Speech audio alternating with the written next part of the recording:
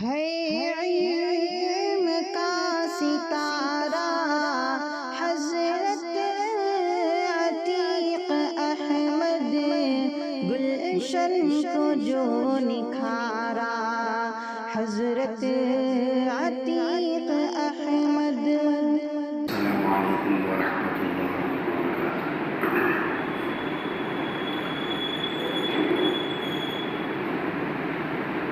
بسم اللہ الرحمن الرحیم۔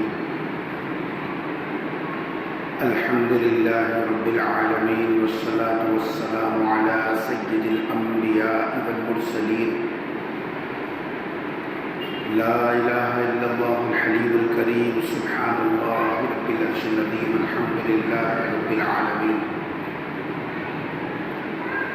قال اللہ تبارک وتعالی فی کلامہ المجید والفرقان الحمید، فأعوذ باللہ من الشیطان الرجیم، بسم اللہ الرحمن الرحیم۔ ان اکرمکم عند اللہ اتقاکم، وقال تعالی یا ایہا الذین آمنوا اتقوا اللہ وکونوا مع الصادقین۔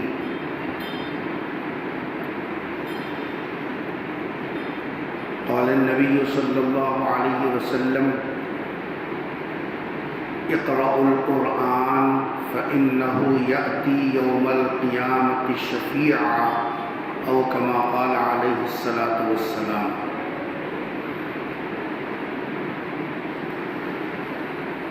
عزیزان گرامی،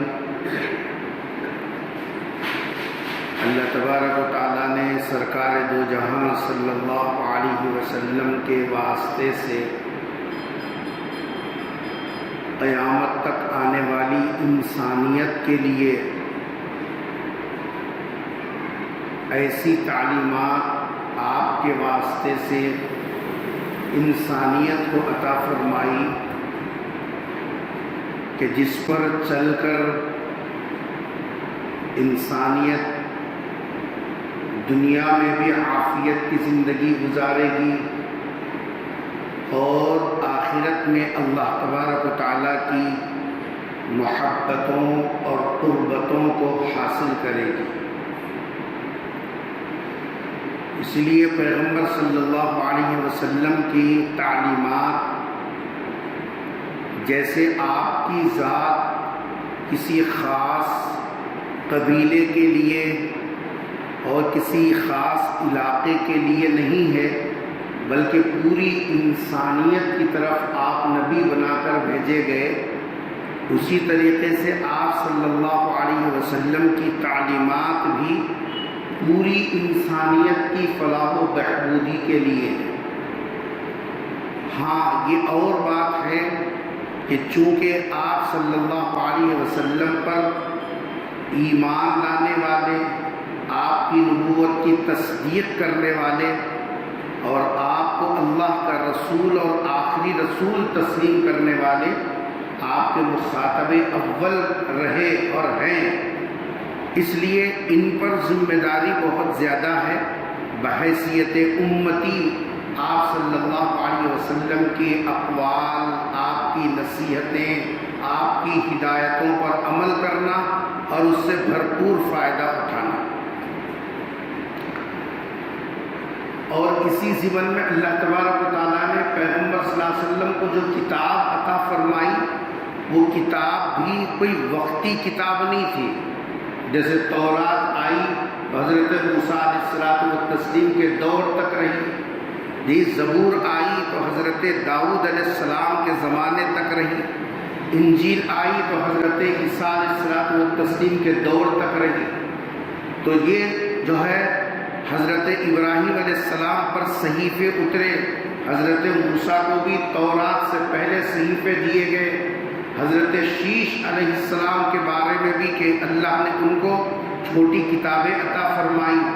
تو یہ اپنے اپنے محدود زمانے اور وقت کے لیے وہ کتابیں ان کو دی گئی، لیکن قرآن کریم اللہ تبارک و تعالیٰ نے سرکار کو ایسی کتاب عطا فرمائی جو قیامت کی صبح تک جیسا اس پر عمل کرنا، بلکہ یہ قرآن کے برکات اور قرآن کا جیسا جو ہے اثر اور اس کا نتیجہ صرف اس زندگی کے اندر نہیں بلکہ اس زندگی کے بعد بھی آنے والی زندگی کے اندر اس کے برکات اور اس کے اثرات کو یہ سب آدمی محسوس کرے گا اور دیکھے گا اور اس سے فائدہ اٹھائے گا۔ اس لیے آپ کو جو کتاب دی گئی وہ کتاب بھی وقتی اور عارضی نہیں بلکہ پوری انسانیت کے لیے دی اور قیامت تک کے واسطے دی گئی۔ اس لیے پیغمبر صلی اللہ علیہ وسلم کی تعلیمات ہر زمانے میں اور ہر دور میں وہ جو ہے قابل عمل اور جو اس پر عمل کرے گا اس کے لیے بہترین نتیجہ طے۔ اسی لیے پیغمبر صلی اللہ علیہ وسلم کے اقوال، آپ کے ارشادات اور آپ کے فرمودات وہ ہمارے لیے ذریعہ نجات ہے اگر ہم اس پر عمل کریں۔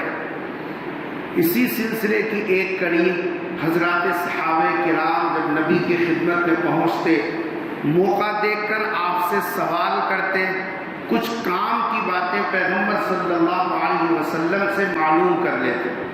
ایک صحابی ہیں حضرت ابو ذر غفاری رضی اللہ تعالی عنہ، صحابہ میں یہ قدیم الاسلام صحابی ہیں، اتنے قدیم صحابی ہیں کہ جس وقت میں ابھی ایمان کے قبول کرنے کے بعد میں ایمان کا اعلان کرنا، اسلام کا اظہار کرنا، موت کو دعوت دینا تھا، کیونکہ مکے کے لوگ نہ کلمے کو سننے کے لیے تیار تھے، نہ آپ صلی اللہ علیہ وسلم کی دعوت کو جیسا پسند کرتے تھے، بلکہ جو بھی کلمے کا اعلان کرتا اس پر اپنی طاقت کے بقدر ظلم کو جیسا روا رکھتے۔ حضرت ابو ذر غفاری رضی اللہ تعالیٰ اس دور میں ایمان کو قبول کیا۔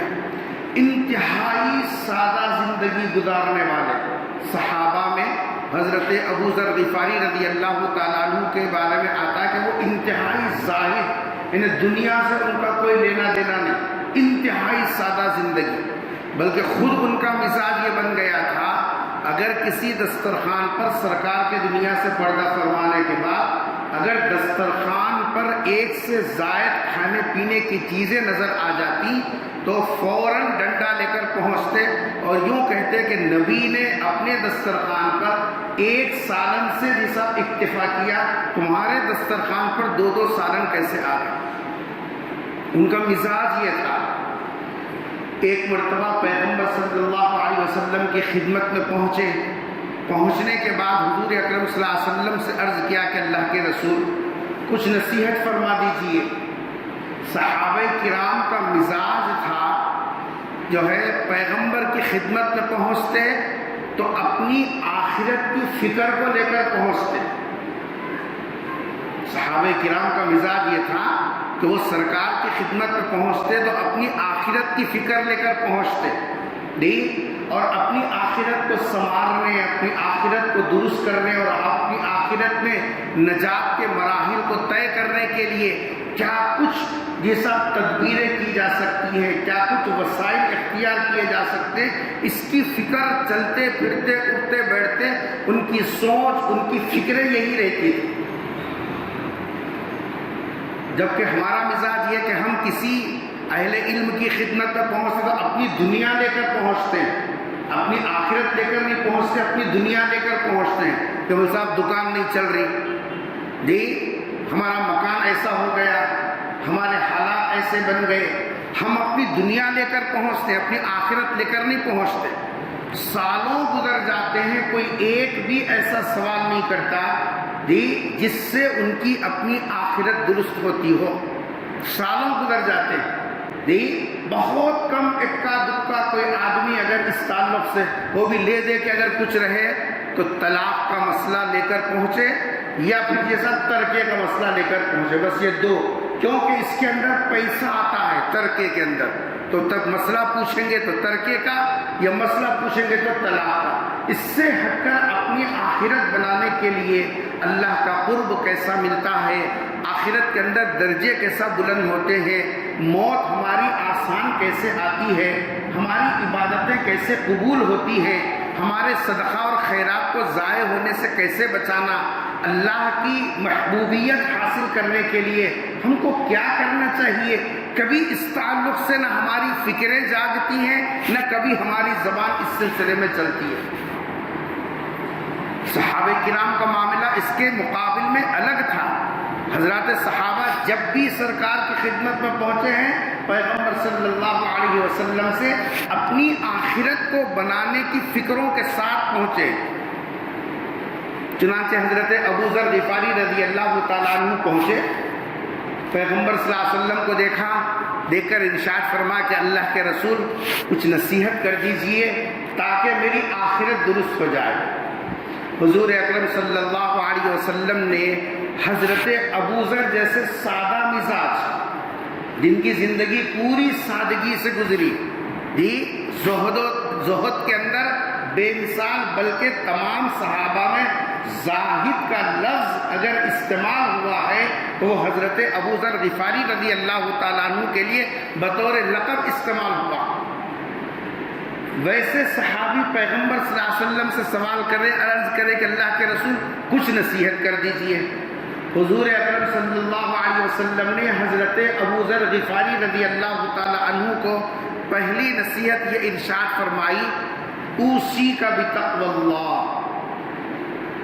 ابو ذر، تم نے نصیحت کی درخواست کی، میں تم کو نصیحت کر رہا ہوں کہ تم اللہ کا تقوی اختیار کرو۔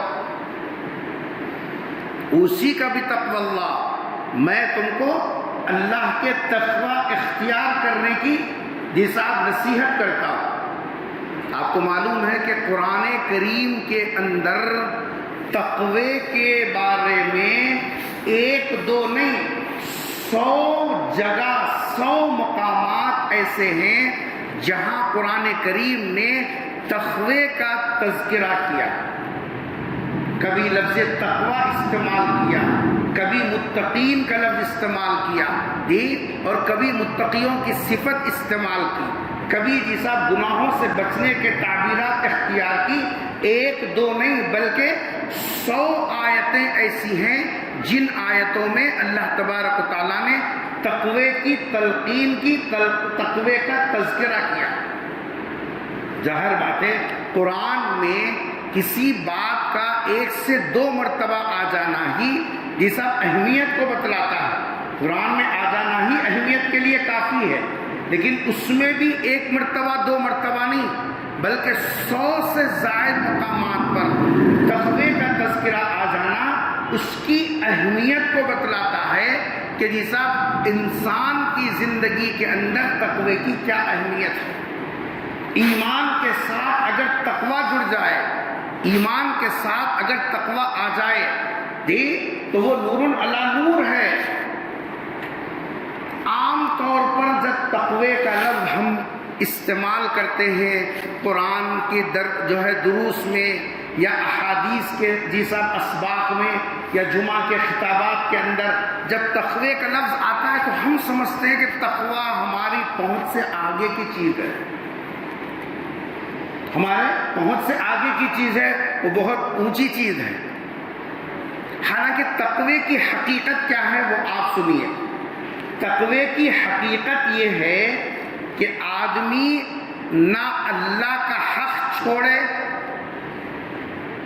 آدمی ایمان والا نہ اللہ کا حق چھوڑے نہ بندوں کا حق جیسا ڈنڈی مارے۔ بس تقوی کی حقیقت اتنی ہے کہ اللہ کا حق بھی نہیں چھوڑنا۔ نماز اللہ کا حق ہے، اللہ سے ڈرنا اللہ کا حق ہے، روزہ اللہ کا حق ہے، زکوٰۃ اللہ کا حق ہے۔ یہ اللہ کے جو حقوق کہلاتے ہیں، اللہ کو ایک ماننا اللہ کا حق ہے، اللہ کی صفات کو تسلیم کرنا اللہ کا حق ہے۔ عبادتوں کی جتنی شکلیں ہیں، دعا ہے، قربانی ہے، سجدہ ہے، مصیبت میں پکارنا ہے، یہ جو عبادتوں کی شکلیں ہیں، جتنی شکلیں عبادتوں کی ہیں وہ سب اللہ کا حق ہے۔ بس تقوی کا ایک پہلو یہ ہے اللہ کا حق ہم سے چھوٹنے نہ پائے. بس آدمی کو زندگی میں اس کی فکر کرنا ہے کہ میری زندگی میں یہ سب اللہ کا حق میرے سے چھوٹنے نہ پائے. اور دوسری طرف کیا کرنا ہے؟ دوسری طرف ہے بندوں کے جو حقوق اللہ نے ہم پر رکھے ہیں، ماں باپ کے حق ہیں، بھائی بہنوں کے حق ہیں، اولاد کے حق ہیں، بیوی کے حق ہیں، پڑوسیوں کے حق ہیں، یہ جو حقوق اللہ نے ہمارے اوپر رکھے ہیں، ان میں سے کسی کا حق ہم ترک نہ کریں، ان کی حق تلفی نہ کریں. بس یہ دو چیزوں پر، دو پہلوؤں کو اگر اپنی زندگی کے اندر آدمی لا لیا، بس یہ آدمی متقی ہے. تقوی کی بس اتنی حقیقت ہے. ہم کیا سمجھتے ہیں؟ تقوی بڑا جھپا پہننا، تقوی 17 ہاتھ کا جیسا امامہ باندھنا، تقوی 10,000 کی لمبی تسبیح جیسا گھما دینا، تقوی لمبے بال رکھنا، تقوی جیسا پورے 10-20 انگلیوں کے اندر چھلے ایک سے ایک ڈال دینا. تقوی اس کا نام ہم نے سمجھا. تقوی نہیں ہے یہ سب ڈرامے ہیں. سنت کی ظاہری شکل اختیار کرنے کے علاوہ جو بھی شکل اختیار کرے گا، اردو سمجھ گئے نہیں؟ سنت کی ظاہری شکل کے علاوہ جو بھی شکل اختیار کرے گا وہ ڈرامہ ہے. قسم کھا کے بتاؤ حضور نے پوری زندگی میں کبھی کوئی تسبیح کے دانے بنا کر گلے میں ڈال دیا ہو؟ لیکن آج ہماری نظر میں متقی کون ہے؟ جو سب سے بڑی جیسا تسبیح مالا بنا کر گلے میں ڈال لے، وہ آدمی ہماری نظر میں اللہ والا ہے، پہنچا ہوا ہے. حضور کی زندگی میں ظاہری جیسا جو ہے رکھ رکھاؤ میں کہیں بھی سرکار نے گلے میں کوئی مالا نہیں ڈالی.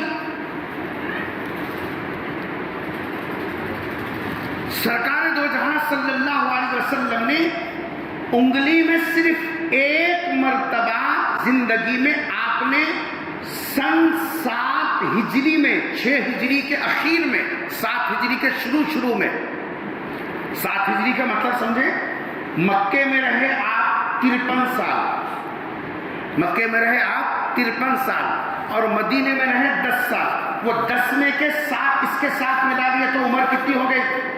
53 میں اگر 7 ملا لیے تو عمر کتنی ہو گئی؟ 60 سال. نہیں، 63 میں سے 53 اور 7 2 ملا لیے تو کتنے ہو گئے؟ 60 سال. 60 سال کی عمر تک نبی کے کسی انگلی میں کوئی انگوٹھی نہیں. آج ہمارے پاس سب سے بڑا پہنچا ہوا کون ہے؟ جو ہر انگلی میں 4 ڈال لے. خالی ایک پیر کے انگلیاں بچے ہوئے ہیں جی، وہ بھی آپا جانا کے جیسا دکھتا بول کو نہیں ڈال لیتے. اگر بس چلتا تو اس میں بھی ڈال لینے تیار، ڈال لے رہے، یا کانا میں ڈال لے رہی، کہاں کی ڈال لے رہی. سرکار سے بڑھ کر کسی کی زندگی کی نقل ہمارے لیے کامیابی کی ضمانت نہیں ہے. سرکار کا چہرہ بشرا حلیہ وہ ہے جس کی اللہ نے قسم کھائی، والضحیٰ کہہ کر. اللہ نے جس چہرے بشرے کی قسم کھائی، وہ چہرے بشرے میں کہیں بھی انگوٹھیاں نہیں ہیں. تم 1000 تعویل کرو، یہ بیماریاں سے بچنے کی، یہ دکان چلنے کی، یہ اثرات کی، یہ فلاں کی کہیں نہیں ہے. 60 سال کے بعد ہوا کیا؟ 60 سال کے بعد بادشاہوں کو خطوط لکھنے کی نوبت آئی. اس زمانے میں روم اور ایران، فارسی علاقے، بڑے بڑے بادشاہ جو تھے، ان کو خط لکھنا تھا اسلام کی دعوت دینے کے لیے. تو صحابہ نے کہا کہ اللہ کے رسول، بادشاہوں کے پاس اصول یہ ہے کسی بھی خط کو اس وقت تک نہیں پڑھتے جب تک اس کے اوپر لکھنے والے کا اسٹامپ نہیں ہوتا.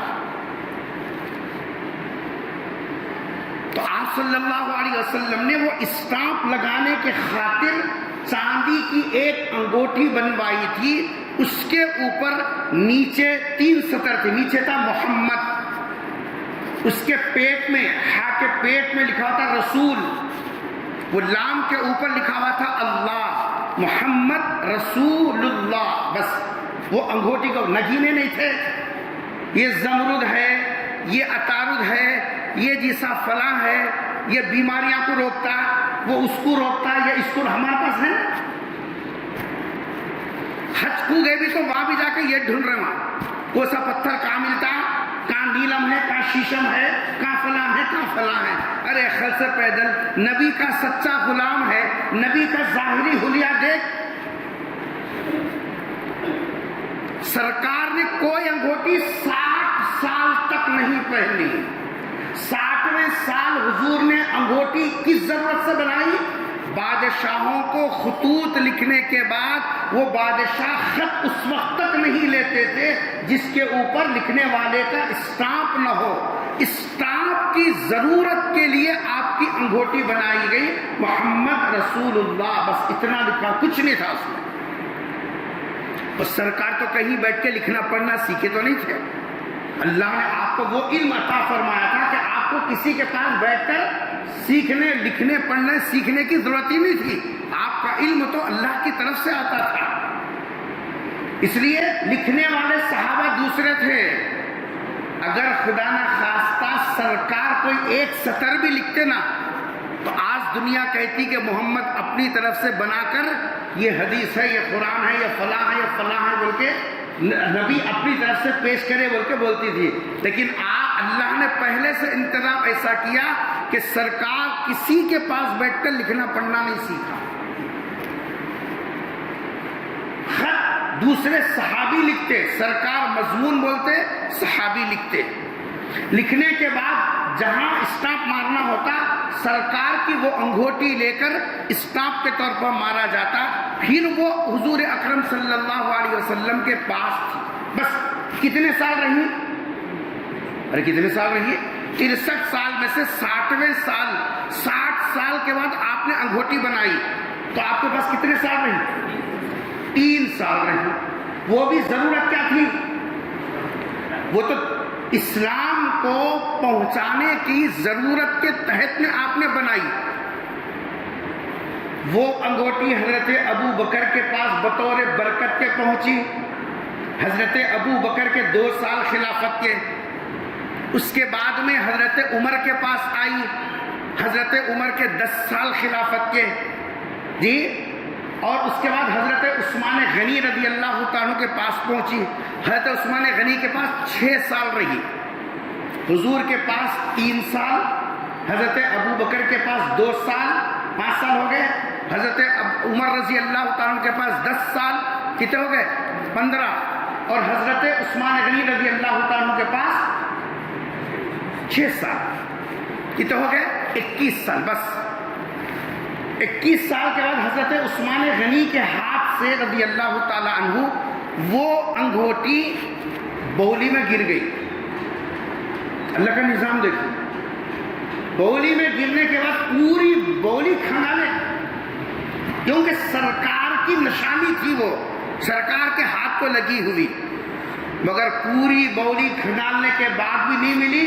اللہ کو منظور نہیں تھا جی. جب تک اللہ کو رکھنا منظور تھا رکھا، اور جب منظور جی صاحب یہ ہوا کہ اس کو لے لینا تو لے لیا. آج ہمارے پاس تقویٰ اس کو کہتے ہیں جو ٹخنوں سے نیچے تک پہن کے پورا تقویٰ، متقی آدمی. جو آدمی گلے میں جتنے مالے ڈال لے وہ اتنا متقی. جو پورے 10 انگلیوں میں 20 انگوٹیاں ٹھوس لے وہ بڑا پہنچا ہوا. ہمارے پاس تو یہ چیزیں یہ سب ہمارے پاس آئی ہیں. اور کپڑے کیسے؟ کرتا الگ، صدری الگ، اس کے اوپر سے الگ، اس کے اوپر سے الگ. جتنے بھی جی صاحب ٹکڑے ٹکڑے لگا لیں گا وہ اتنا پہنچا ہوا جی صاحب آدمی ہے. جبکہ سرکار کی ظاہری شکل و صورت میں حضور نے صرف 2 چادریں استعمال کی. ایک چادر لنگی کے طور پر استعمال کرتے، ایک چادر اوپر کرتے کے طور پر استعمال کرتے. کچھ دن تو ایسے گزرے ایک ہی چادر تھی, آدھی لنگی کے طور پر باندھ لیتے اور آدھا جیسا پیچھے سے پھرا کر پہن لیتے. ایک خاتون کو معلوم ہوا, صحابیہ کو, سرکار کو چادر کی ضرورت ہے. اس زمانے میں اپنے ہاتھ سے بنتے تھے. چادر کو بنا کر نبی کی خدمت میں پیش کیا کہ اللہ کے رسول, یہ میں نے آپ کے لیے چادر تیار کی ہے. حضور اکرم صلی اللہ علیہ وسلم اس کو ڈال کرنے کے لیے مسجد میں آئے, خطبہ دیا. سامنے ایک صحابی بیٹھے ہوئے تھے, انہوں نے دیکھا چادر بڑی اچھی نظر آئی. حضور کے چادر کو, وہ اوپر والی چادر کو پکڑ کے بولنے لگے کیا اچھی چادر ہے. حضور فوراً سمجھ گئے, اتار کر ان کو دے دیا. لوگوں نے کہا کرے سرکار کو ایک ہی چادر پر گزارا کرنا پڑ رہا ہے, وہ ابھی ملی تھی تم نے مانگ لیا. کہا کہ میرے کو کیا معلوم, میں یہ سمجھا میرے کفن کے لیے کام آ جائے گی, اس لیے میں نے جی صاحب آپ سے مانگ لیا. حضور نے تو صرف ایک چادر سے زندگی گزاری, اور ہم ہیں کہ کرتا, کرتے کے اوپر صدری, صدری کے اوپر شیروانی, شیروانی کے اوپر اور ایک چھوٹا, اور سب ڈالے. جتنے زیادہ ٹکڑے ڈالو اتنا بڑا پہنچا ہوا ولی ہمارے پاس. ہمارے پاس ظاہری ٹیپ ٹاپ کا نام ولایت ہے. نبی کے حلیے کی مخالفت کرنا ٹیپ ٹاپ ہے. پیغمبر صلی اللہ علیہ وسلم نے جسے یہ سب چیزیں اختیار کیوں؟ تقویٰ نام ہے اندر کی کیفیت کا. تقویٰ نام ہے اندر کی کیفیت کا. تو حضرت ابو ذر غفاری رضی اللہ تعالی عنہ کو حضور اکرم صلی اللہ علیہ وسلم نے پہلی نصیحت کیا کی؟ علیک اوصیک بتقوی اللہ. ابو ذر کیا کرو تم؟ اللہ کا تقویٰ اختیار کرو. کیوں؟ تقوی کا پہلا فائدہ سنو. تقویٰ کس کو کہتے ہیں بتا دیا؟ اللہ کا حق چھوڑنا نہیں, بندوں کا حق مارنا نہیں. بس یہ دو کا نام ہے تقویٰ. اللہ کے حق کو بھی نہیں چھوڑنا, بندوں کے حق کو بھی نہیں مارنا. جو آدمی ان دو پہلوؤں پر اپنی زندگی کی گاڑی چلایا متقی ہے. وہ چاہے انگوٹیاں نہ پہنے, چاہے جھبا نہ ڈالے, چاہے جیسا وہ ظاہری جیسا دکھاوا نہ کرے, وہ متقی ہے. تقوی کا سب سے پہلا فائدہ یہ ہے, بندہ اللہ کی نظر میں جگ جاتا ہے. کسی کی نظر میں پسند آ جانا, دل کو لگنا, جچنا جس کو بولتے ہیں, یہ اللہ کا محبوب بن جاتا ہے تقوی کی بنیاد پر. قرآن کی آیت ہے, کیا فرمایا قرآن نے؟ ان اکرمکم عند اللہ اتقاکم. تم میں اللہ کے پاس عزت کے لائق, اکرام کے لائق, اللہ کا محبوب اور پسندیدہ بننے کے لیے اللہ تبارک و تعالیٰ کے پاس محبوب اور پسندیدہ بننے کے لیے جو چیز دیکھی جاتی ہے وہ تقویٰ دیکھا جاتا ہے. تقوی کی وجہ سے آدمی اللہ کا معزز بن جاتا ہے, اللہ کا مکرم بن جاتا ہے, اللہ کے نزدیک وہ جیسا وہ محبوب بن جاتا ہے, صرف تقوی کی بنیاد پر. اس لیے قرآن نے کیا کہا؟ ایمان والے کے پاس کچھ نہ ہو, نہ سواری ہے, نہ پیسہ ہے, نہ کپڑے ہیں, نہ ذاتی گھر ہے, نہ جی صاحب جو ہے ملنے جھلنے والوں کا کوئی جم گھٹا, کچھ نہ ہو, اگر اس کے پاس تقویٰ ہے, قرآن کہتا ہے بہترین توشہ ہے یہ تقویٰ. سواری کے بغیر بہترین توشہ, مال و متاع کے بغیر بہترین توشہ, قبر کے جیسا آخرت کے سفر کے لیے سب سے بہترین توشہ. فَإِنَّ خَيْرَ الزَّادِ التَّقْوَى, بہترین جیسا توشہ وہ تقویٰ ہے. جس کے پاس تقوی کی دولت ہے, سواری نہیں ہے تو بھی یہ اللہ کی نظروں میں جچا ہوا ہے. آخرت کے سفر, آخرت کا جو مسافر ہے, اس مسافر کے پاس یہ توشہ اگر ہے, دنیا کی کوئی چیز نہیں ہے, تب بھی یہ بہترین ہے. حضرت ابو ذر غفاری رضی اللہ تعالیٰ عنہ کو حضور اکرم صلی اللہ علیہ وسلم نے پہلی نصیحت کی, اوصیک بتقوی اللہ. ابو ذر میں تم کو نصیحت کرتا ہوں کس کی؟ کہ تم اللہ کا تقوی اختیار کرو۔ سوال یہ ہے کہ تقوی آتا کیسا ہے؟ تقوی کی تقریر سننے سے تو آتا نہیں۔ تقوی کی تقریر سننے سے یا تقوی پر مضمون لکھنے سے یا تقوی کی جیسا فائدے ذکر کرنے سے تو تقوی آتا نہیں۔ تقوی آتا ہے 3 کاموں سے۔ تقوی آتا ہے 3 کاموں سے۔ نمبر 1، اہل اللہ کی صحبت میں رہنا، اللہ والوں کی صحبت میں بیٹھنا، اللہ والوں کی صحبت میں بیٹھنا۔ میرے والد صاحب ایک مرتبہ گھر میں کوئی چیز فٹ کر رہے تھے، تو وہ کیا ہے تو اسکرو ڈرائیور بولتے ہیں، اسکرو ڈرائیور، وہ اسکرو ڈرائیور کے اندر بعض اوقات بعض اسکرو ڈرائیوروں میں وہ میگنیٹ کے جیسا پاور رہتا، اسکرو کے قریب لے جاتا خود بخود اسکرو کھینچ کے اس کے ساتھ آ رہا تھا۔ والد صاحب نے کہا یہ اسکرو اور اسکرو ڈرائیور قریب ہوتے ہی انہیں بھی اس کو کیا ہو جا رہا، چپک رہا، لپک کے جا رہا۔ جس طریقے سے یہ چیز اس کے جیسا لپک کے جا رہی ہے، اسی طریقے سے جب اچھے لوگوں کی صحبت میں بیٹھو گے تو ان کی اچھائیاں لپک کر تمہارے اندر آئیں گی۔ وہ اچھائیاں تمہارے اندر لپک کے وہ اچھائیاں تم کو کھینچیں گی اور تمہارے اندر بھی وہ اچھائیاں منتقل ہوں گی۔ اس لیے فرمایا کہ تقوی اگر حاصل کرنا چاہتے ہو تو تقوی تقریروں سے نہیں آتا، تقوی مضمونوں سے نہیں آتا، تقوی آتا ہے اہل اللہ کی صحبت میں بیٹھنے سے۔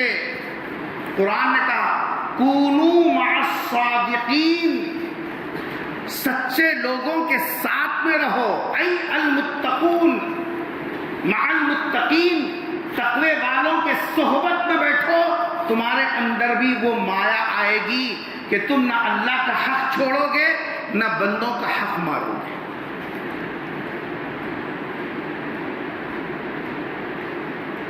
نہ اللہ کا حق چھوڑو گے نہ بندوں کا حق مارو گے۔ اس کے لیے پہلا کام کرنا ہے اہل اللہ کی صحبت۔ دوسرا کام ہے اگر تقوی اپنے اندر پیدا کرنا ہے تو دوسرا کام ہے روزوں کا اہتمام۔ اس کا اہتمام، روزوں کا اہتمام۔ فرض روزے تو ہے ہی، رمضان کے جو فرض روزے تو ہے ہی۔ حضور اکرم صلی اللہ علیہ وسلم فرض روزوں کے علاوہ پیر اور جمعرات، ایام 20 جو جس چنی راتیں جس کو ہم کہتے ہیں 13، 14، 15، چاند کی جو ہے 13 تاریخ، 14 تاریخ، 15 تاریخ، اس کو عربی میں ایام 20 بولتے ہیں۔ یہ مہینے کے 3 دن، یہ ہفتے کے 2 دن، یہ روزہ رکھنے کا اہتمام۔ پیر کے دن اس لیے کہ جیسا بندوں کے اعمال اللہ کے دربار میں پیش ہوتے ہیں۔ ہمارے ہاں رمضان کا چاند دیکھنے کے بعد جو روزہ رکھنے کی نیت کو کس کے جو بند دیتے ہیں نا، پھر وہ پوٹلی کھولتے چ نہیں ہو، پھر وہ شب برات آنا تو پھر وہ ہلو آدھی اتنی پوٹلی کھلتی، ایک آدھ روزہ رکھے گی پھر ڈال کے گھٹ ایسا مارتے ہیں، پھر جیسا وہ آنا ہی نہیں نمبر اس کا، چاند دکھنا تو گھیٹی کھلنا۔ جبکہ فرمایا کہ تقوی کے لیے دوسرا عمل کیا کرنا ہے؟ روزوں کا اہتمام کرو۔ قرآن نے کیا کہا؟ ہم نے روزے تم پر اس لیے فرض کیے لعلکم تتقون، تاکہ تم متقی بنو۔ تقوی آتا ہے اہل اللہ کی صحبت میں رہنے سے، تقوی آتا ہے روزوں کا اہتمام کرنے سے۔ اور تیسرا کام ہے جو چیزیں مشکوک ہیں، یعنی یہ حلال ہے کہ حرام ہے کہ، حدیث میں فرمایا الحلال بین والحرام بین، جو چیزیں حلال ہیں وہ بالکل اوپن ہیں، جو چیزیں حرام ہیں بالکل اوپن ہے، لیکن کچھ کام اور کچھ چیزیں ایسی ہیں جس کے بارے میں شک ہے کہ جی صاحب یہ حلال ہے کہ نہیں ہے کہ ایسی جو چیزیں ہوتی ہیں ان چیزوں سے بھی بچنا. فمن اتقى جو آدمی بچے گا شبہات والی چیزوں سے فقد استبرأ لدینہ وہ اپنے دین کو بچا لیا اور تقوی اس کے اندر آ گیا. کتنے کام ہمارے ایسے ہیں جس کے بارے میں کبھی سننے میں آتا کہ بھئی یہ نہیں کرنا, کبھی سننے میں آتا کہ گنجائش ہے نہیں کر سکتے, اب ڈگمگ ہو گیا. تقوی کا تقاضا کیا ہے؟ تقوی کا تقاضا یہ ہے کہ اس کو چھوڑ دیں. جو کام کرتے وقت میں دل میں کھٹک محسوس ہو, سمجھ جائے کہ یہ مشتبہ ہے, اس کو نہیں کرنا چاہیے. تو حضرت ابو ذر غفاری رضی اللہ تعالیٰ عنہ سرکار کی خدمت میں آئے تو انہوں نے کہا کہ اللہ کے رسول کچھ نصیحت کیجئے. حضور اکرم صلی اللہ علیہ وسلم نے پہلی نصیحت کیا کی؟ اوصیک بتقوی اللہ. ابو ذر پہلی نصیحت یہ ہے اللہ کا تقوی اختیار کرو. حضرت ابو ذر غفاری رضی اللہ تعالی عنہ کی اندر کی علمی پیاس کا اندازہ لگائیے. انہوں نے کہا زدنی, اللہ کے رسول کچھ اور بھی تو بولیے. اتنا ہی کہا اسی کا بتقوی اللہ, زدنی, اللہ کے رسول کچھ اور بھی بولیے. سرکار دو جہاں صلی اللہ علیہ وسلم نے دوسری نصیحت کی حضرت ابو ذر غفاری رضی اللہ تعالیٰ عنہ. کیا فرمایا؟ ارشاد فرما علیک بتلاوت القرآن. ابو ذر قرآن کی تلاوت اپنے اوپر لازم کر لو. کیا لازم کر لو؟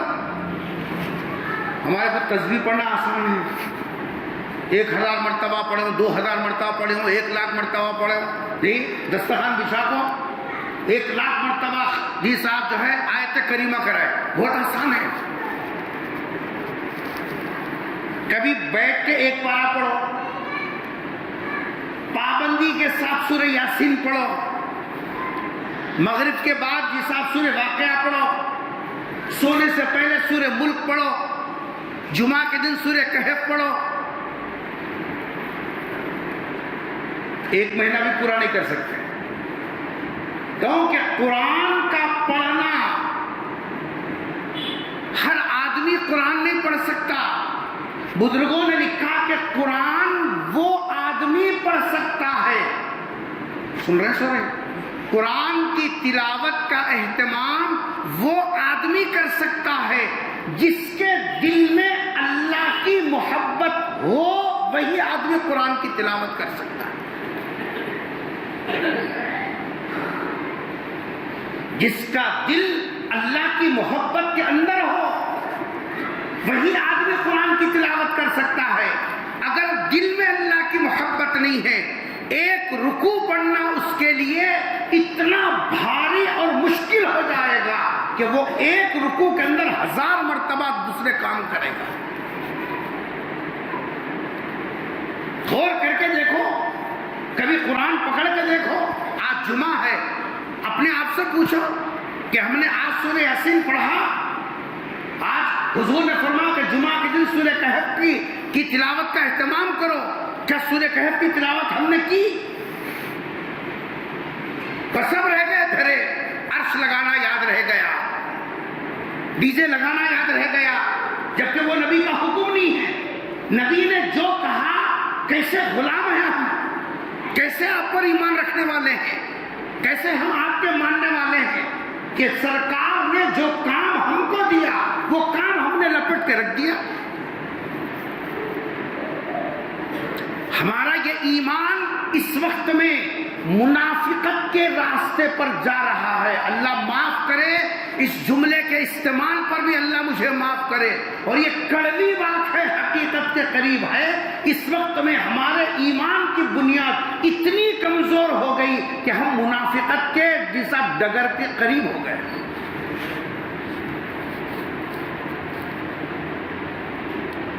منافقت کے ڈگر کے قریب ہو گئے ہم لوگ. ہمارا ایمان نہیں رہا.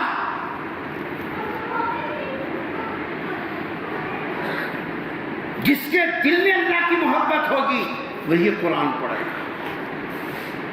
اور نبی نے فرمایا ابو ذر علیک بتلاوت القرآن، لازم کر لے تو اپنے اوپر قرآن کی تلاوت کو، قرآن کے پڑھنے کو۔ اور اتنے ناقدرے ہیں ہم، ایک بات سنیے، اللہ تبارک و تعالیٰ نے قرآن کی تلاوت کا حکم، اردو سمجھ میں آ رہی؟ قرآن پڑھنے کا چانس، قرآن پڑھنے کا چانس اللہ نے صرف اہل ایمان کو دیا ہے، انسانوں کو ملا، فرشتوں کو نہیں ہے۔ فرشتے قرآن نہیں، فرشتوں میں صرف ایک فرشتہ حضرت جبرائیل ہیں جو قرآن کی تلاوت کر سکتے ہیں۔ پورے فرشتوں پر اللہ نے لازم کر دیا قرآن سنو، وہ سننے کے مکلف ہیں، پڑھنے کے نہیں ہیں۔ اسی لیے شب قدر میں جہاں قرآن پڑھا جاتا ہے، سرکار دو جہاں صلی اللہ علیہ وسلم نے فرمایا جس جگہ قرآن کی تلاوت ہوتی ہے حفت علیہم الملائکہ، فرشتے اتنی تیزی کے ساتھ آ کر اس مجلس کو گھیر لیتے ہیں جیسے کہیں اگر گوڑ کی ڈلی رکھی جائے تو مکھیاں جیسے اس کو گھیر لیتی ہیں، شمع جلا دی جائے پروانے جیسے اس کو گھیر لیتے ہیں، ویسے جس جگہ قرآن کی تلاوت ہوتی ہے فرشتے آ کر پورے مجلس کو گھیر لیتے ہیں۔ حفت علیہم الملائکہ، نماز پڑھے تو نہیں ہے، روزہ رکھے تو فرشتے جی صاحب نہیں گھیر لیتے، زکوٰۃ صدقہ خیرات میں نہیں ہے۔ قرآن کی تلاوت وہ عمل ہے، کیوں؟ اس واسطے کہ یہ اس لیے پڑھ رہا ہے کہ اندر کس کی محبت ہے؟ اندر اللہ کی محبت ہے، اس لیے قرآن پڑھ رہا ہے۔ حدیث میں آتا ہے، غور سے سنو، حدیث میں آتا ہے جب بندہ منہ سے قرآن پڑھتا ہے، ہمارا منہ تو کتنا گندا ہے ہمارے کو معلوم، بیڑی کاڑی سے گٹکے وٹکے سے جو گندا ہوا وہ تو الگ ہی ہے، وہ گندگی کی تو بولو سنکو، لیکن جھوٹ سے، غیبت سے، چغلی سے جو گندا ہوا وہ گندگی کا احساس ہم کو نہیں ہے۔ یہ منہ سے، منہ کے اندر جو گندگیاں ہیں وہ جھوٹ کی گندگی، غیبت کی گندگی، چغلی کی گندگی، یہ گندگیوں سے منہ الگ گندا ہے۔ ہم نے زردے کی بو کو نکالنے کے لیے تو بہترین پیسٹ لا کر خوب رگڑا، جھوٹ کی گندگی کب نکالتا؟ چغلی کی گندگی بھی تو دور کرنا ہے۔ یہ ہمارا منہ ظاہری اور باطنی گندگیوں سے پھٹا پڑا ہے، لیکن حدیث سنو، سرکار دو جہاں صلی اللہ علیہ وسلم نے کیا بات ارشاد فرمائی۔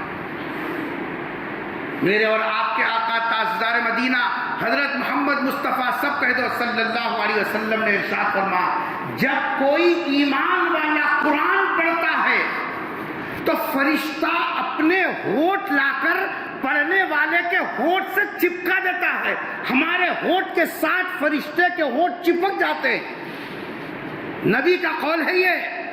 اور ہمارے منہ سے جو قرآن نکلتا ہے وہ سیدھے فرشتے کے اندر پہنچتا ہے، کیوں؟ فرشتہ پڑھ نہیں سکتا، فرشتہ صرف سن سکتا۔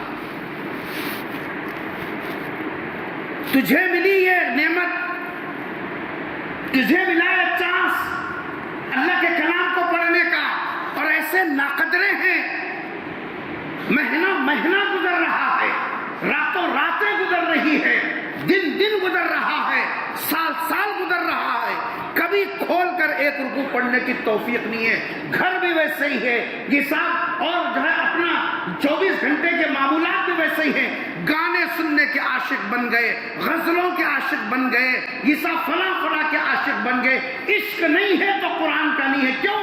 اندر محبت الہی ہوتی تب نا۔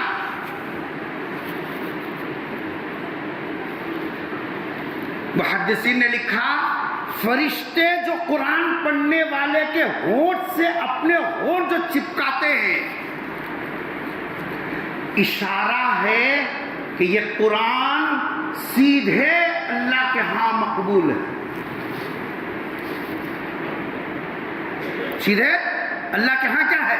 مقبول ہے، کیونکہ یہ کریم کا کلام ہے، کریم کی محبت دل میں رکھ کر ہی پڑھتا ہے۔ اس لیے فرمایا کہ جی صاحب یہ قرآن آدمی پڑھتا ہے، یہ چانس اس کو دیا گیا اور اس کے منہ سے نکلتا ہے، فرشتوں کے منہ میں پہنچ جاتا ہے۔ ہمارا گندا منہ لیکن قرآن کی برکت سے ہمارے ہونٹوں کو فرشتوں کے ہونٹ لگ جاتے ہیں، یہ قرآن کریم کی برکت کی بنیاد ہے۔ اور دوسری بات سنو، حضور اکرم صلی اللہ علیہ وسلم نے فرمایا دنیا میں سب سے بہترین ایمان والا وہ ہے، دنیا میں سب سے بہترین ایمان والا وہ ہے جو اللہ کی نظر میں بھی بھا جاتا ہے اور رسول کی نظر میں بھی بھا جاتا ہے۔ اللہ اور اس کے رسول کی نظر میں بھانا اتنا معمولی نہیں ہے مولوی صاحب، اللہ اور اس کے رسول کی نظر میں بھانا اتنا آسان نہیں ہے، لیکن سرکار فرما رہے ہیں اللہ کی نظر میں بھی اور سرکار کی نظر میں بھی بھا جاتا ہے وہ آدمی جو قرآن کریم کو پڑھتا ہے، سیکھتا ہے، دوسروں کو سکھاتا ہے۔ خیرکم من تعلم القرآن وعلمہ، تم میں سب سے بہترین وہ ہے، یعنی اللہ کی نظر میں، اللہ کے رسول کی نظر میں بہتر انسان وہ ہے جو قرآن کو سیکھے اور قرآن کو سکھائے۔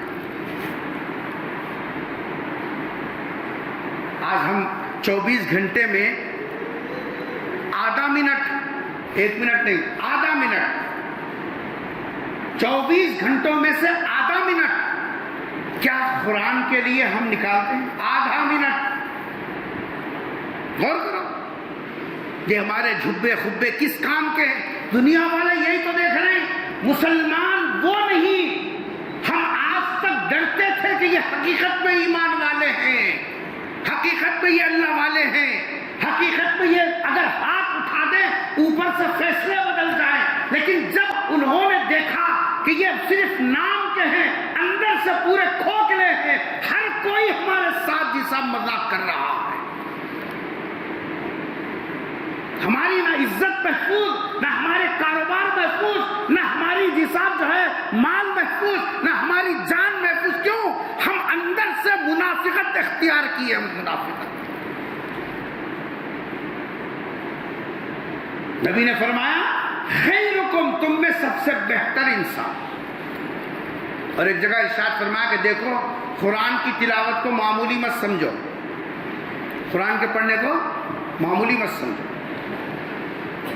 اللہ جزائے خیر دے ہمارے اساتذہ کرام کو، ہمارے وہ اساتذہ کے پاس پڑھنے کا موقع ملا، ہمارے ایک استاد ابھی بھی زندہ ہیں، اللہ ان کی عمر دراز فرمائے۔ حیدرآباد میں نلگنڈے میں ایک صاحب کا انتقال ہوا، اس کی وہ زمانہ فونوں کا نہیں تھا، اطلاع دینے کے لیے حیدرآباد کو آنا تھا اور حیدرآباد کو اطلاع دے کر جانا تھا۔ بس میں چڑھتے وقت میں الحمدللہ رب العالمین شروع کیا، حیدرآباد کو جانے تک قرآن کی تلاوت چلتے رہی، اطلاع دینے تک قرآن کی اطلاع چلتے رہی، قرآن کی طرف واپس آئے۔ حضرت فرماتے تھے میں جب نلگنڈے میں بس سے نیچے اترا، قل اعوذ برب الناس ملک الناس الہ الناس پڑھتے ہوئے نیچے اترا۔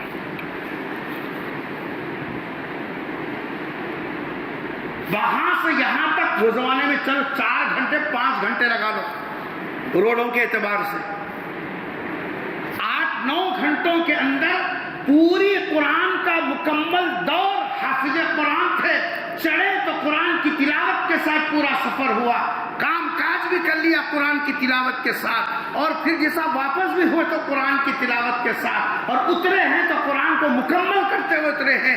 جی ہمارے اساتذہ تو ایسے رہے، ذرا غور کرو،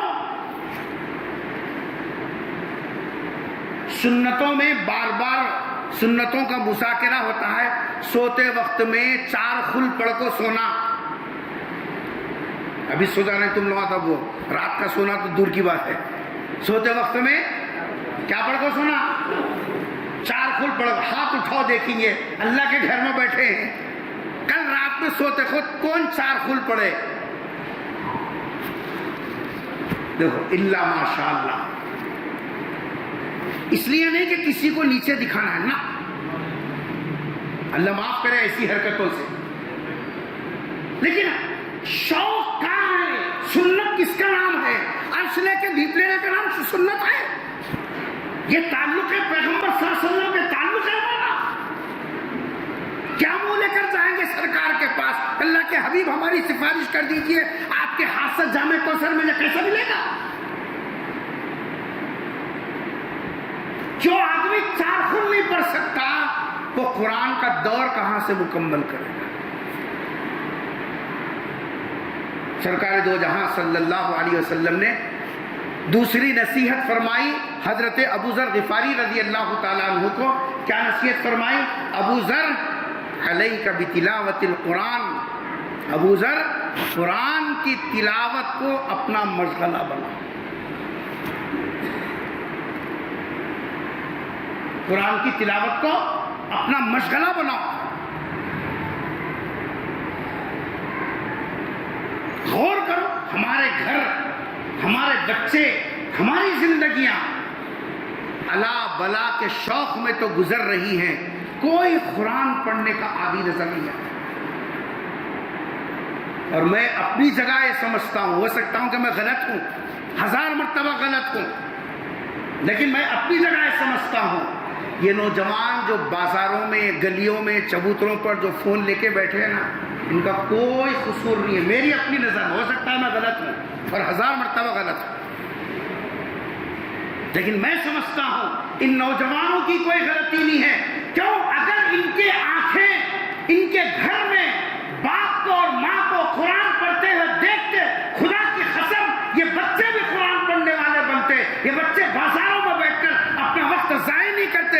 جب سے گھر کے بڑے بوڑھے گھروں میں قرآن پڑھنا چھوڑ دیا، یہ بچے چوراہوں پر نکل گئے، یہ بچے چبوتروں کے حوالے ہو گئے، یہ بچے گناہوں کے عادی ہو گئے. ان کے بگاڑنے میں سرپرستوں کا ہاتھ ہے، کسی اور کا ہاتھ ہے. 1000 مرتبہ غلط ہوگا یہ، لیکن ہے حقیقتی. ہم نے وہ مزہ ان کو چکایا نہیں. قرآن کا مزہ کیا ہوتا ہے؟ ایک زمانہ تھا کسی کے موت کا وقت قریب آتا، اپنے بچوں کو بلا کر کہتے بیٹا یہ جو کمرہ ہے نا، یہ جو کونا ہے، یہ کونے میں کبھی گناہ نہیں کرنا، کیونکہ میں نے یہاں بیٹھ کر 10,000 قرآن ختم کیے. گھروں میں ایسی جگہ ہوتی تھی جہاں گھر کی عورتیں، گھر کے مرد بیٹھ کر قرآن کی تلاوت کرتے تھے اور بچوں کو بتاتے تھے بیٹا اگر گناہ کا جہاں خیال آیا، گناہ کرتے ہو تو لیکن یہاں نہیں کرنا، چونکہ یہ وہ جگہ ہے جہاں میں نے بیٹھ کر قرآن کے اتنے دور مکمل کیے. اب رمضان آنے کے لیے گن رہی، حریص کا مہینہ آنے کتنے دن ہے؟ جمادی الاول، جمادی ثانی، رجب، شعبان، 4 مہینے ہو گئے. تب تڑی دینے کا نمبر آ رہا، یہی دوزخ بھرو خالی. احساس ہے کچھ؟ 12 میں سے 8 مہینے گزر گئے، 8 پارے پڑے، 8 پارے. ہاں غیبت کریں گے، وہ عالم ایسا، وہ امام ایسا، وہ کمیٹی ایسی، انہیں ایسا، انہیں ایسا، انہیں ایسا. پیدا ہوئی جس کے واسطے. وہ بولتے ہیں صاحب وہ کیسے بولتے ہیں؟ کرنے کیوں بھیڑا؟ تمہارا وقت غیبتوں میں لگنے کے بجائے اللہ کے کلام میں کیوں نہیں لگتا؟ اور آج ہم قرآن پڑھانے کو، قرآن پڑھنے کو ویسٹ سمجھ رہے ہیں. ویسٹ، بیکار، ٹائم پاس. کیوں؟ جو بچہ شاپر ہے، ذہین ہے، اس کو تو ہم لے جا کے کہاں شریک کریں گے؟ جہاں 60,000 ڈونیشن دینا پڑے، 1,00,000 ڈونیشن دینا پڑے، وہ بچہ بہت چاہیے، اس کو وہاں ڈالیں گے۔ عربی مدرسے میں کوسے بچے کو لے کو آتی، مار مار کو مردہ نکالے تو نہیں سنتا ہے، بابا تنگ آ گئی، اماں تنگ آ گئی، لجا چھوڑ دو۔ گھٹیا مال قرآن کے لیے، ناکارہ مال قرآن کے لیے، اور عمدہ مال دنیا کے لیے۔ اب بتاؤ دل میں کتنی محبت ہے؟ یہ جھبے، یہ خبے، یہ سب کچھ دکھاوا ڈرامے کے علاوہ کچھ نہیں ہے۔ غور کرو، دنیاوی تعلیم کے لیے 40 سال نرسری میں جن کو ناڑا بننے نہیں آتا، جو بچوں کو ناڑا بننے نہیں آتا الاسٹک ڈال کو بھیجتے ہی وہ بچوں کو فیس بن رہا 40,000 روپیہ ڈونیشن دے کے 24,000 20,000 25,000 روپے سارا فیس بن رہا، اور عربی پڑھانے کا 100 روپیہ عربی پڑھانے۔ ماں فیان استعمال کرے گا، کرنٹ تمہارے بابا کے گھر سے آئے گا، فرشی لگے گی، استاد لگے گا، جی سب عمارت لگے گی، یہ سب خرچے کہاں سے؟ تمہارے ترکے میں سے آئیں گے، اماں کے ترکے میں سے۔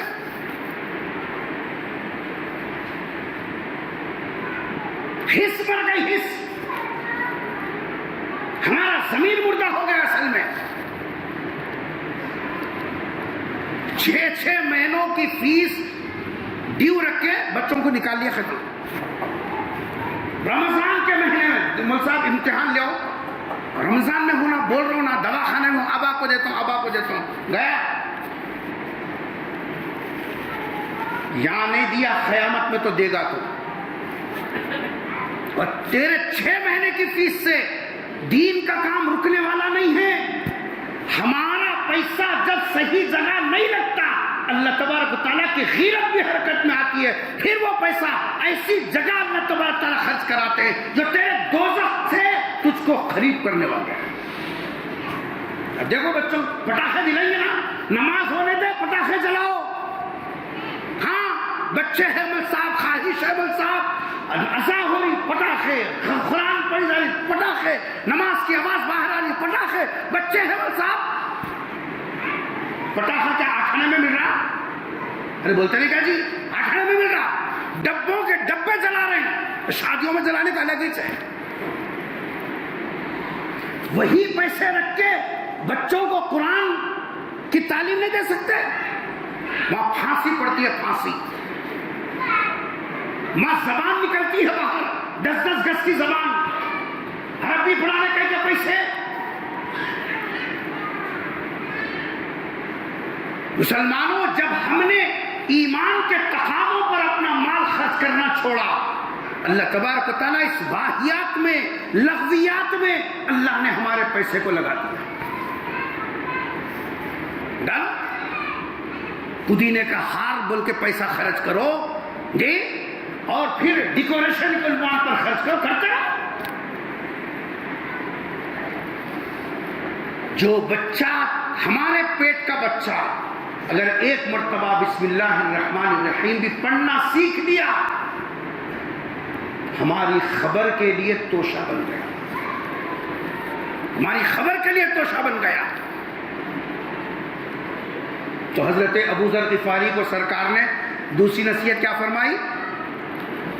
علیک بتلاوت القرآن۔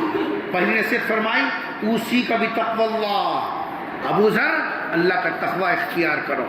اور میں نے آپ کو بتایا تقوی ملتا ہے یا تو اہل اللہ کی صحبت سے تقوی ملتا ہے، یا روزوں کے اہتمام سے تقوی ملتا ہے، یا شبہ والی چیزوں کو چھوڑنے سے تقوی کی دولت آتی ہے۔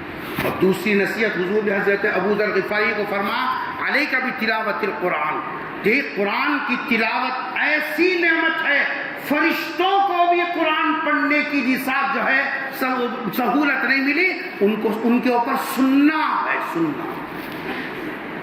اللہ نے وہ موقع ہم کو دیا، کوشش کریں قرآن پڑھنا سیکھیں۔ نہیں آتا، حدیث میں سرکار نے فرمایا جو آدمی اٹک اٹک کر قرآن پڑھتا ہے اس کو تو ڈبل ثواب ہے، قرآن پڑھنے کا ثواب الگ، قرآن پڑھنے میں اٹکنے کی جو تکلیف برداشت کرتا ہے اللہ اس پر بھی مستقل الگ ثواب۔ اللہ سے دعا ہے کہ اللہ تبارک و تعالی ہم سب کو قرآن کریم کی آیتوں کو سمجھنے اور اس پر عمل کرنے کی توفیق نصیب فرمائے۔ اے اللہ سرکار دو جہاں صلی اللہ علیہ وسلم کی نصیحتوں پر عمل کرنے کی توفیق نصیب فرما دے۔ اے اللہ تقوی کی دولت سے مالا مال فرما دے۔ اے اللہ قرآن کریم کی محبت نصیب فرما، تلاوت کی توفیق نصیب فرما، جو تلاوت ہو اس کو اے اللہ اپنے دربار میں قبول فرما۔ اے اللہ اہل اللہ کی صحبتوں میں رہنے کی توفیق نصیب فرما دے۔ اے اللہ شیطانی مجالسوں سے ہماری حفاظت فرما، ہمارے نسلوں کی حفاظت فرما۔ اے اللہ ایمان پر پختگی نصیب فرما، استقامت نصیب فرما۔ اے اللہ ٹوٹے پھوٹے اعمال کو اپنے دربار میں قبول فرما۔ رب اغفر وارحم وانت خیر الراحمین۔ سبحان ربک رب العزت عما یصفون وسلام علی المرسلین والحمد للہ۔